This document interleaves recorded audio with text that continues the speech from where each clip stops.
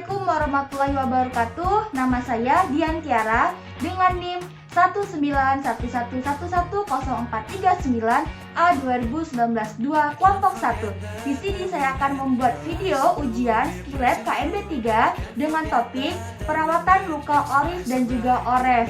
Nah, pada tahap pra-orientasi, di sini pasien mencuci tangan, kemudian menyiapkan buku-buku dokumentasi atau catatan medis pasien dan juga mempersiapkan diri untuk menjumpai pasien. Selamat menyaksikan. Assalamualaikum Ibu, selamat pagi. Waalaikumsalam, pagi Sus. Baik Bu, perkenalkan saya perawat Dian Tiara. Ibu bisa panggil saya perawat Tiara. Saya yang bertugas pada pukul 8 sampai pukul 2 siang nanti. Sebelumnya di sini benar dengan Ibu Emilia Putriansah. Iya benar Sus. Biasa dipanggil siapa Bu?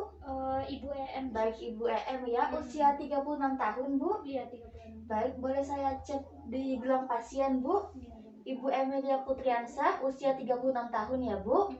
Nah, baik Ibu, tujuan saya datang ke sini ingin melakukan pengkajian luka Ibu. Jadi kita akan melihat apakah adanya komplikasi atau tidak pada luka Ibu seperti itu. Nah, untuk waktunya sendiri kurang lebih 10-15 menit di ruangan ini saja. Apakah Ibu bersedia? Iya bersedia. Baik, sebelumnya apakah posisi Ibu seperti ini sudah nyaman? Iya Sudah ya Bu. Sebelumnya saya akan menutup tirai untuk menjaga privasi pasien ya Bu. Baik Ibu, di sini untuk mendeteksi dini adanya komplikasi luka itu ada 5 tahapan. Tahapan yang pertama ini kita akan melihat adakah perdarahan terselubung atau tidak. Jadi di sini saya akan mengecek luka Ibu ya. Yang pertama saya akan menginspeksi apakah ada perdarahan atau tidak. Pada tangan ini saya lihat ya Bu, di sini tidak terdapat adanya perdarahan. Nah, jika ada perdarahan mungkin warnanya bisa merah kehitaman sampai merah kecoklatan seperti itu Bu. Kemudian juga di sini saya lihat ya Ibu, luas luka Ibu menggunakan pen light ya Bu. Saya lihat, kemudian saya tandai ya Ibu untuk luas luka Ibu. Sudah, di sini tujuan saya menandai luas luka Ibu, nantinya kita bisa menghitung berapa luas luka Ibu sehingga kita bisa mendapatkan dosis atau cairan yang dibutuhkan untuk obat Ibu. Kemudian saya akan mengecek tanda-tanda vital Ibu ya. Nah, baik. Dari hasil pengecekan tanda-tanda vital Ibu, tekanan darahnya normal, kemudian nadinya juga normal, kemudian pernafasan Ibu juga normal dan tidak cepat dan juga tidak lambat seperti itu ya. Nah, kemudian saya akan mendokumentasikan terlebih dahulu hasil yang sudah saya cek tadi ya Ibu. Nah, untuk hasilnya sendiri, lokasi luka, tipe luka, dan jenis perdarahannya akan saya masukkan ke buku dokumentasi. Nah, untuk tahapan yang pertama ini semuanya normal ya Ibu, tidak ada perdarahan dan juga tanda-tanda vital Ibu normal. Baik Ibu, pada tahap yang kedua ini saya akan melakukan pengecekan yang namanya neurovascular compromise ya Ibu. Di sini pemeriksaannya ada CSM. Nah, C itu kita melihat capillary refill Ibu apakah kembali dalam waktu 3 detik atau tidak, seperti itu. Nah, izin Bu, pada tangan yang terluka saya lihat jarinya Bu. Saya akan mengecek apakah capillary refill Ibu kembali dalam 3 detik atau tidak ya. Saya tekan. Nah, capillary refill Ibu di sini langsung kembali ya Ibu, kurang dari 3 detik.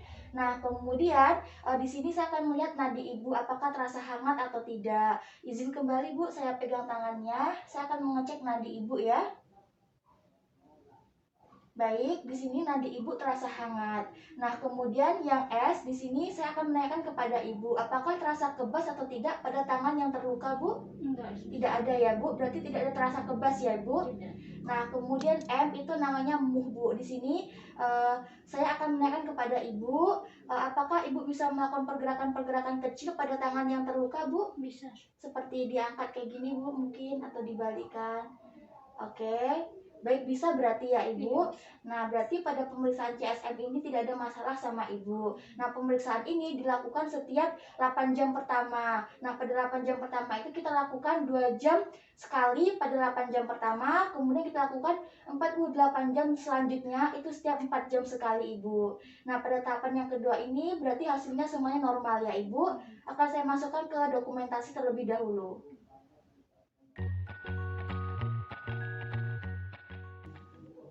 Pada tahap yang ketiga ini Ibu namanya kompartemen sindrom ya Ibu. Nah, jadi kompartemen sindrom itu suatu ruangan dalam otot, tetapi otot itu tidak elastis Bu. Nah, ketika otot itu tidak elastis, maka darah akan bisa masuk ke dalam jaringan. Nah, ketika darah sudah masuk ke dalam jaringan, maka akan terjadi yang namanya pembengkakan. Nah, setelah terjadi pembengkakan, maka akan terjadilah yang namanya peningkatan tekanan. Nah, ketika darah itu telah mencapai peningkatan tekanan, maka pembuluh darah itu akan tertekan. Nah, ketika pembuluh darah akan tertekan, maka darah tidak akan sampai ke ekstremitas seperti itu. Nah, ketika darah tidak sampai ke ekstremitas, Bu, maka nantinya akan terjadi yang namanya nekrosis atau kematian jaringan. Nah, kematian jaringan itu ciri-cirinya seperti terasa kebas, kemudian mati rasa, dan juga kelumpuhan pada tangan yang terluka atau ekstremitas yang terluka seperti itu, Bu. Nah, di sini apakah tangan Ibu terasa kebas? Enggak. Tidak ya, Bu. Apakah mati rasa, Bu? Mungkin ketika Ibu akan mengambil sesuatu dan hal tersebut tidak terasa di tangan Ibu. Apakah seperti itu? Enggak juga. Tidak juga ya, Bu. Apakah bisa digerak-gerakkan, Bu? Bisa. Bisa ya, Bu. Nah, berarti tidak ada terjadi kelumpuhan, tidak ada mati rasa, dan juga tidak ada kebas ya Ibu. Nah, berarti pada pemeriksaan ketiga ini kompartemen sindrom hasilnya normal ya Ibu. Nah, akan kita lanjutkan ke pemeriksaan 4 dan juga 5. Kita masuk ke pemeriksaan tahap keempat dan juga tahap kelima ya Ibu. Nah, tahap keempat dan kelima ini berhubungan Bu. Nah, untuk tahap keempat ini kita melihat apakah ada kerusakan kulit dan juga jaringan pada area luka Ibu. Nah, sedangkan tahap kelima ini kita melihat Bu, apakah ada infeksi terselubung pada area luka Ibu atau tidak. Nah, pada tahap keempat dan juga kelima ini sangat sering terjadi kepada pasien karena kesalahan pada pemasangan gipsnya. Apabila pemasangan gips itu terlalu dekat dengan area jaringan pasien atau area luka pasien, maka bisa terjadi yang namanya iritasi dan juga infeksi. Nah, jika pada pemasangan gipsnya itu di ujungnya tidak kita lihat Bu, mungkin runcing seperti itu. Nah, hal tersebut bisa melukai jaringan luka Ibu. Nah, hal-hal tersebut bisa kita cek, yaitu dengan caranya kita tekan pada area atas dan juga pada area gips, pada area bawah gips. Nah, apabila terasa hangat, maka hal tersebut terjadi yang namanya inflamasi. Nah, jika terjadi kerusakan kulit, maka hal tersebut terjadi yang namanya drainase. Dan juga di sini kita mencium apakah ada aroma bau atau tidak pada luka pasien.